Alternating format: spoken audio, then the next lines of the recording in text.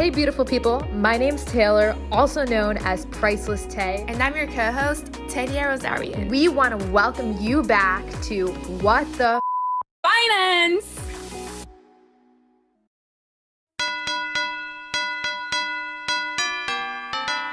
Guys, if you haven't already checked out the previous episode before this, when Tedia takes over with giving you awesome DIY gifts to help you save money, go check it out. It's Taylor taking over. Don't you love just the takeover, Taylor, Tedia takeover? Oh, it's so good. It's so good. Today we're going to be talking about what the F are steps to stop living paycheck to paycheck. Okay, guys, this is pretty much for almost everyone out there. And yes, this might include you because you may be 80% of those Americans who live paycheck to paycheck every single month. I'm sorry if you are one of those people, but I'm so happy that you are here right now, taking the steps and taking action to get yourself out of that and eventually one day live life with your chilies, your grandchildren, and not have to worry about where your next paycheck is coming because you might have some Social Security or Medicare or Medicaid, and you also may have a Roth IRA that made you a millionaire. Anyway, today, again, we're going to be talking about little steps to stop living paycheck to paycheck. And again, the first step, you've already done it and you are completing it only if you get to the end of this episode. It is taking action. Again, I just want to thank you so much for listening to this podcast. Tedia and I put a lot of work into this, and I'm so excited to get into the episode. Step number 1, calculate your monthly cash flow. Now, ladies, you may know what the flow is, but we're not talking about that. We're talking about our cash flow. I'm so corny. Okay, so cash flow in and cash flow out. What exactly is it? Every single time you get a paycheck going into your bank account, that is what's known as cash flow in. You are receiving money. It's going into your bank account. Now, when you spend money on that Starbucks coffee every single day, guess where that money's going? It's going out. This is what's known as cash flow out. So this whole entire flow or movement, flow is the actual term, is really what's known as cash flow. You can start by writing down every single expense you have each and every month. For most of you guys, this may include some sort of rent, utilities if you have your own home, food, of course we need food, gas if you're traveling, who knows nowadays with COVID, if you're going out to eat, if you have a Netflix or Hulu subscription, or you have that Spotify Hulu subscription, that's very cheap, highly recommend. That student loans is a huge one, car payments, all of that.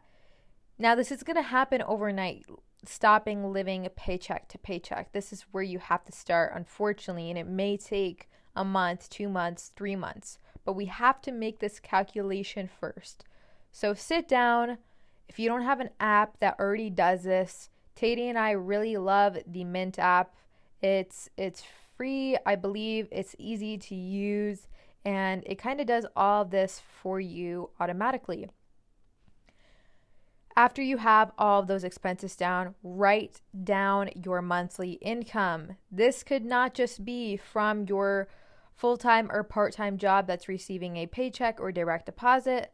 If you're doing side hustles, which a lot of people do nowadays, this also counts as income. Any money that you have coming in. Example, if it's your birthday this month, first off, happy birthday. Second off, that would be counted as monthly income. So your monthly income minus your monthly expenses equals your cash flow. We want to have a positive cash flow. If you are able to have a positive cash flow, guys, guess what? That means that you are continuously adding money to the bank cash in your pocket or into a Roth IRA or awesome investing account, and you are really growing your riches and your wealth. If your cash flow is negative, eventually you will go bankrupt. And this is not a Monopoly game. This is real freaking life, guys. So you have to start doing this. And we're here to help because school never did that. Okay, step number 2, make your monthly budget. If you haven't already heard from the previous episode that I did 2 days ago, check out the 50-20-30 rule. It's basically a budget that's 50% needs, 20% wants, 30% savings. And again, this is very flexible. If you live with your parents, you're not going to pretty much have any needs. So you can do 70% savings, 30% wants. The whole framework is just to tell you that, okay, you need your needs, you need your wants, or you want your wants technically, and you should really have a savings. If, again, plugging in the Mint, although it's not sponsored, it's a really great app to start off that budgeting so you can really see your cash flow.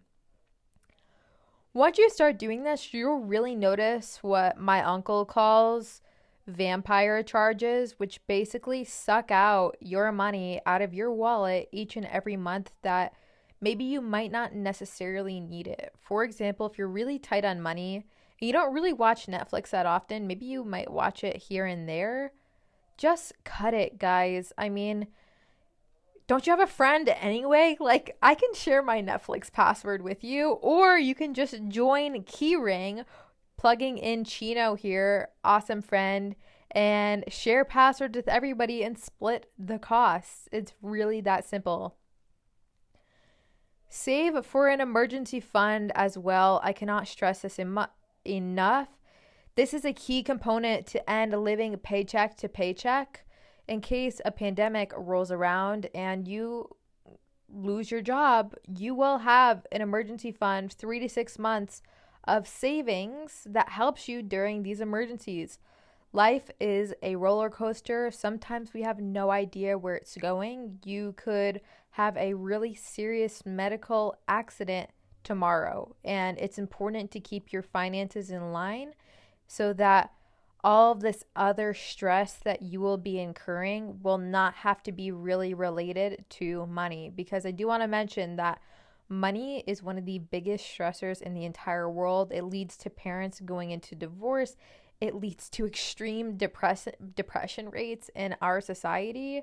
And it's just like a really, really stressful topic that so many people don't want to face, but you have to face it in order to do these concepts like stopping living paycheck to paycheck. Okay, last tip, pay down your debt. If you are in student loans, please start paying them off. You are just going to be accruing more and more debt with the interest that they are plaguing you with. I like to say that we're living in a silent pandemic prior to COVID, prior to maybe even my birth, is the financial literacy gap. It is such a true thing. So again, thank you guys for showing up. But that's all of the tips and tricks that I have today to stop living paycheck to paycheck.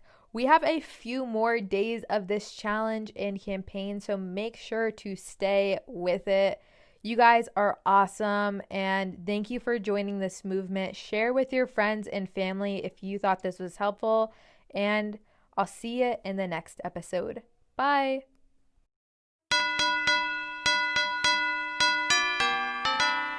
You've been listening to WTF, What the Finance with the one and only Tedia Rosarion. And last but not least, Taylor Price. Make sure to receive all of the updates on WTF by texting WTF to 424-226-5797. Message and rates may apply.